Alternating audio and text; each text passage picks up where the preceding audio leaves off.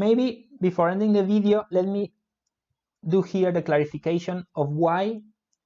So why a double integral? I sometimes get this question from students very often. So if the double integral was giving you the volume inside below a surface, why suddenly are we saying that it's the triple integral that gives you the volume? Okay, so let's clarify this. So a double integral gives you the volume under a surface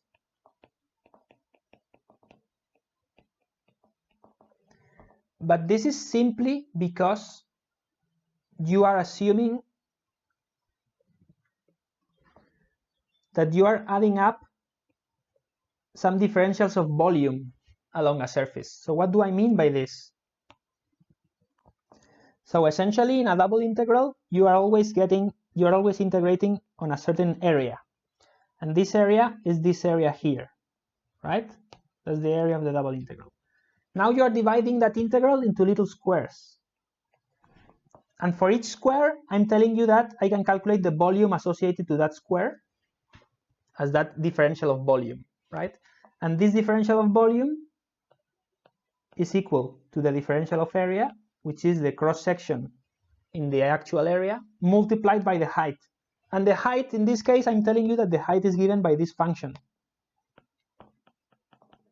Okay, so that's why the differential of volume is the function times dx times dy, which is exactly what you are integrating in the double integral.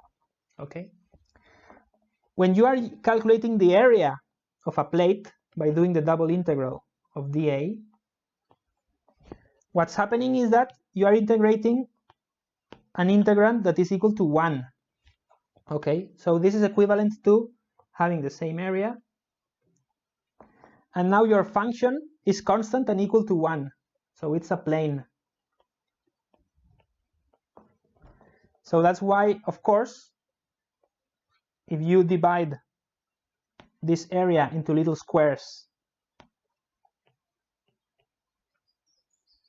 and then you multiply each of these little squares which have a cross-section dA times the height, but the height is equal to 1 because that's the integrand you are using. So then the volume of this little square is equal to the area, right? So you are not really calculating volumes because you are calculating volumes of little squares with a height of 1, which is the same as if you were calculating the areas. Okay?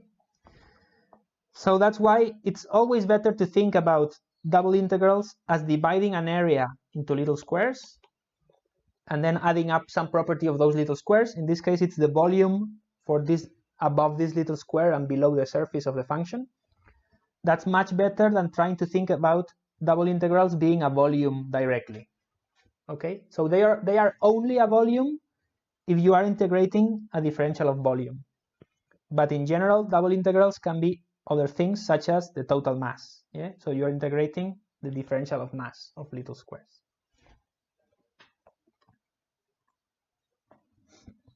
So in the same way then, a volume using a triple integral is just the triple integral of dV, which is the same as having an integrand of 1.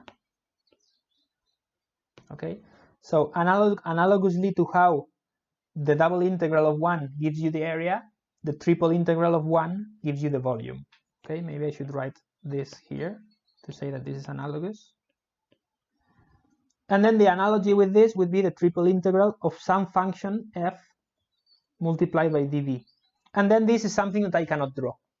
Okay, but it could be, for example, total mass if the function is equal to the density. Okay, so have a think about all of this.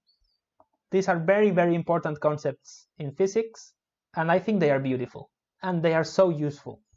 So I hope you agree with me and that you understood the relation between volumes, areas, double integrals, triple integrals, and so on. Okay, thank you very much. See you in the next video.